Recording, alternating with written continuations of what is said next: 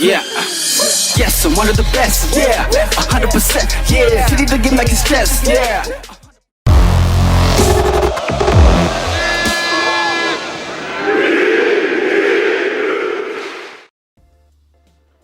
Greetings everyone, welcome to We Are The Fans TV, the home of football, the voice of the fans.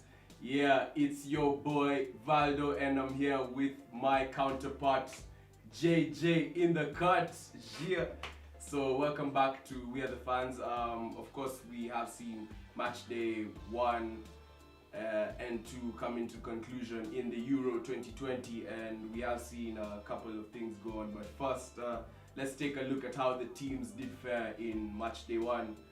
The first game being the Turkish side facing Italy, the Italians, and the Italians managed to come off with a 3-0 win against the Turkish. We did see goals from Ciro Immobile, Lorenzo Insigne, and Demiral, of course, helping the Italians clinch the win.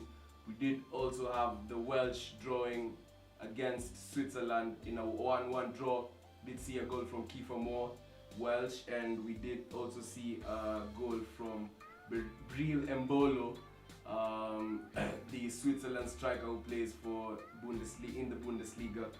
We did also see the Denmark side face off against Finland, where Finland did of course come off with a 1-0 win against the Denmark, who also suffered an unfortunate incident whereby Christian Eriksen had to be resuscitated and of course taken to hospital. We do wish him a speedy recovery. Definitely. Yeah. Belgium did get off to a 3-0 win against the Russians. We did see a couple of goals from Omushambulizi himself, Romelu Lukaku, yeah, and a goal also from Thomas Meunier, assist from Dries Mertens and Thomas Meunier as well. So it was an interesting game there. The Red Devils coming off with a win. We did see England face off against the Croatians, where the Rakitic and Modric and the Chachic's, everyone unfortunately got off to a 1-0 loss. Raheem Sterling goal. We of course know that Raheem Sterling has an infamous tattoo on his arm with him standing against the Wembley, so he of course did just that. A Calvin Phillips assist and a very wonderful performance there. We did also see Austria come off with a 3-1 win against North Macedonia. That was quite interesting. We did also see wins from Netherlands. The Netherlands against Ukraine, the Ukrainians, which ended 3-2. It was a very interesting game, probably the most interesting game in match day 1. And then we did see Scotland fall short to the Czech Republic. 2 goals from Patrick Schick scored a worldie against Scotland, probably the goal of the tournament. Probably.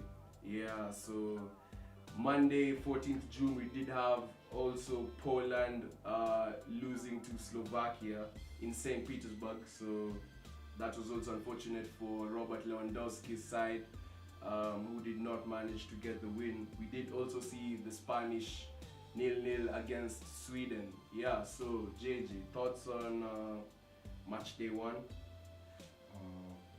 Definitely it was a kaleidoscope of emotions, because starting up with the Eriksen issue, then finishing the game with the game that everyone thought England would clinch a very strong win, but unfortunately they came off with a 1-0 win. So I just think the game week 1 was just maybe to just test the teams, to know which team is in what position and what team can perform in what particular way. And according to me, as I told you, I will not back my stand. Portugal is definitely going to win this, but that will also be determined by tomorrow's game, where they'll face they're facing Germany, his team. So as I told you guys, Portugal is going to win this, and Germany is going to fall this. Yeah, finishing off match day 1, we did see, of course, CR7, the GOAT, scored 2 goals against Hungary, but they did win 3-0 with another goal by Rafael Guerreiro and 2 assists by Rafa Silva. So it's quite interesting how the Portugal squad played, and also France did come off to a 1-0 win against Germany. We did see an own goal by Max Hummels, obviously assisted by Lucas Hernandez, who was obviously assisted by who else but Paul Pogba. That was an amazing pass to find Lucas Hernandez. Actually, about that game, I just checked on the internet. So the legendary player from Germany, Bastian Schweinsteiger, he kind of talked trash about that incident with Hummels. Yeah. He said Hummels is an experienced player, and that was a ball that he could clear easily. But then Hummels went to the internet and gave him a response, and he said, Bastian Schweinsteiger, of all the people, should be able to know that defending a ball like that was next to impossible. Next to impossible. The ball did, of course, come off his shin. Which I tend to agree with him. Yeah, so it was a really difficult ball to defend. Yeah. But I think that just puts pressure to the Germany team, because they just lost their first match, and they're going to face another another strong team tomorrow, and everybody is expecting them to win, because 2 losses in a row wouldn't be something they want to deal with. Yeah. Of course, it was quite an interesting match day 1. Spain team, no goals for them against Sweden. What do you make of that? About the Spain squad, I just checked that Sergio Busquets will be featuring in their next game. So definitely, I know there'll be definitely a lot of improvements in the squad. So I'm going with Spain. Spain will definitely pull up their socks. Alright, so looking at also the games that happened during match day 2, we did have the finish, that is Finland against Russia, coming off a 1-0 loss against the Russians. Did see an Alexei Miranchuk goal, and also a goal from, or rather an assist from Artem Zyuba, that is a striker from FC Zenit Petersburg, Russian team. We did also see Turkey succumb to another loss to the Welsh team. An interesting game. A very interesting game where we did see Gareth Bale skyrocket a penalty into I guess the rooftop space, unfortunately. But he did redeem himself. He did redeem himself though with 2 assists. One to Juventus midfielder Aaron Ramsey, and another one to Connor Roberts, Swansea striker. So that was also an interesting game. Did see Italy thrash the Switzerland team again to obviously qualify the group 3-0. Very interesting performance by Manuel Locatelli. He does play for is it Sassuolo? Yeah. So, and also assists by Berardi from Sassuolo as well, Nicolo Barella and Rafael Toloi. So that does show, of course, the Italian squad, what Roberto Mancini is doing in midfield and throughout the wings. They do have an interesting attack and defensive line. Did see a Chiellini goal disallowed from a very, very sumptuous Lorenzo Insigne cross. So that just shows that Italy are here to make a statement. We did also see the Ukrainians win 2-1 against North Macedonia. The Chenkos doing wonders. Of course, goal by Andriy Yarmolenko and Roman Yaremchuk. for Ukraine, and a goal by Ezyan Alioski, the Leeds, should I call him a fullback, wingback? He's a wingback. He is a wingback, But yeah. he missed a penalty though. Did miss a penalty during that game. That is quite. Bielsa would be fuming, absolutely fuming at Actually, that. maybe he would have squatted next to the Yeah, man. Yeah, of course. So we did see that happen. Also, we did actually see another missed penalty by Malinovsky during the same game. So Mali who? Malinovsky. Yeah, so Ukrainians, if you're watching, you guys have some lit names, man. Obviously, probably call my But child. we are your fans though. Yeah, we are your fans, you're our fans, we are the fans, you know, so that's amazing. We did also see Denmark lose to the Red Devils, that is Belgium, 2-1. We did see a Yusuf Poulsen goal, striker from RB Leipzig, doing a number on the Belgians, and we did see, of course, a goal by Torgan Hazard, and then, you know, when the subs come on and then Kevin De Bruyne comes on, it's just, you Actually, know, I think he started the match. he did. Yeah, he did. Yeah, so Kevin De Bruyne, of course, clenching a goal and an assist actually. Actually, I think that match was just the next match after the incident with Eriksen. Yeah, where the Belgium The match took a was, stop yeah. at the So 10th minute. I think maybe they Round of dedicated it applause. to Eriksen, but unfortunately they couldn't win. Yeah, unfortunately. So there was that, and we did also see the Dutch see off the Austrians with a 2-0 win. We did see a Memphis Depay penalty and a goal by none other than Dumfries. Yeah, he's having the time of his life. 4 shots on goal, 2 goals so far in the tournament. He is actually in the race for the Golden Boot, you could say, theoretically. So yeah, yeah. So of course, Wout Weghorst did square off a very sumptuous ball for Memphis Depay, but he was not able to score. So that was 1 goal off his tally. So yeah, interesting thing. Match day 2. What do you have to say about that?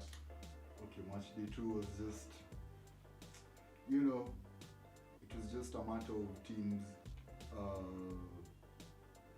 confirming their performance. It was just a matter of comparing and contrasting the game week 1 and the game week 2, because definitely teams were facing stronger teams or weaker teams. So it was just a matter of, would you keep it, like, would you like perform in a good in a certain way, like would you, what's the word called for it,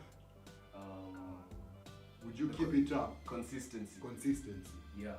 like would you perform in that particular way in day out, Yeah. match in, match out? Yeah. So Portugal did it and they are going to do it again, so yeah. I don't have anything else to say, just Portugal is going to take it. Yeah. We are seeing, of course, Portugal face off against Germany in Munich.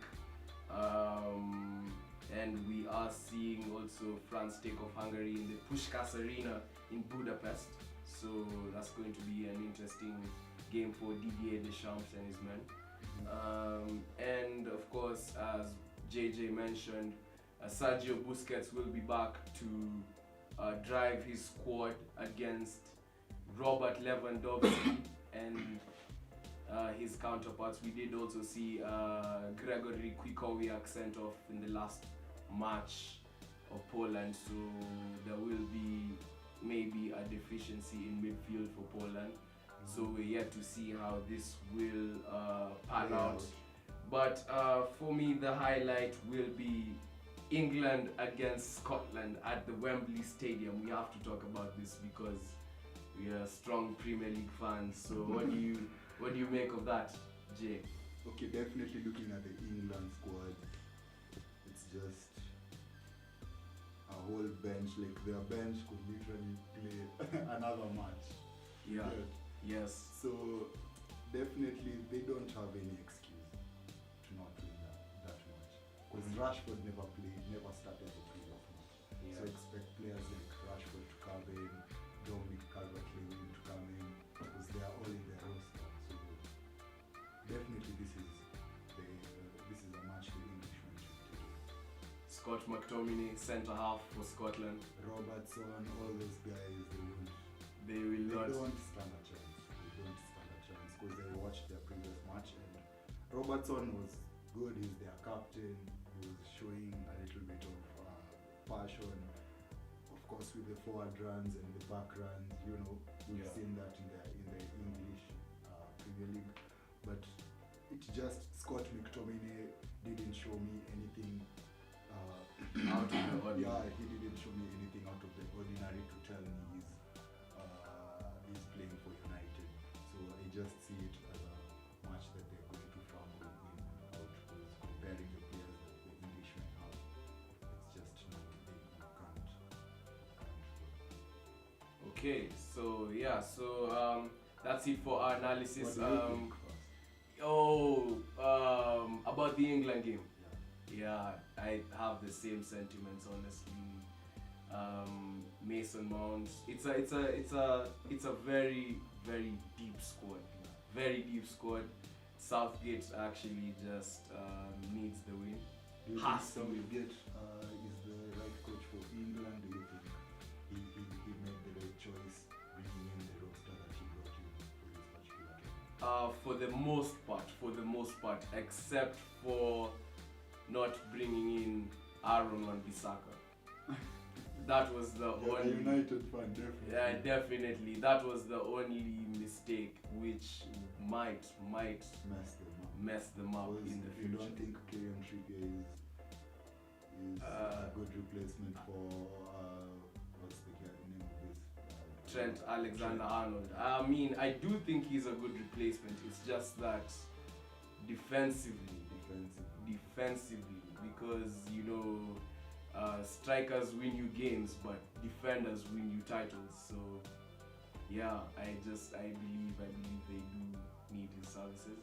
So yeah, there's that. So moving on swiftly onto the interesting things that did happen, of course, across match day 1 and match day 2.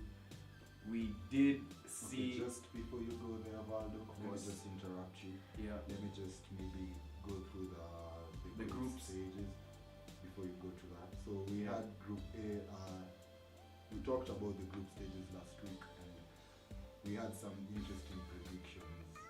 And obviously, if you've been checking out the channel, you possibly know our predictions. So Group A, we have Italy, Wales, Switzerland, and Turkey. So we have Italy topping the table. That's exactly what we said. Turkey is bottling the table with 0 points. They haven't won anything. Number 2 is Wales with 4 points. Then we have Switzerland in number 3. So definitely Italy and Wales are going through. You concur? I concur strongly. Okay, so we have Group B. We have Belgium, Russia, Finland, and Denmark. Then we have Belgium topping the table with 6 points. Russia number 2 with 3 points. Then Finland in number 3, and Denmark with 0 points in number 4. So there's some competition between number 2 and 3. That's Russia and Finland. For me, it's Russia and Belgium proceeding to the next stage. Then we have Group C. Netherlands topping the table with 6 points. Number 2 is Ukraine with 3 points. Austria number 3 with 3 points. Then we have North Macedonia with 0 points. So that's definitely that's what we predicted. Yeah, North Macedonia just came to have fun. We did playing KPL. The Joachim Zetulu.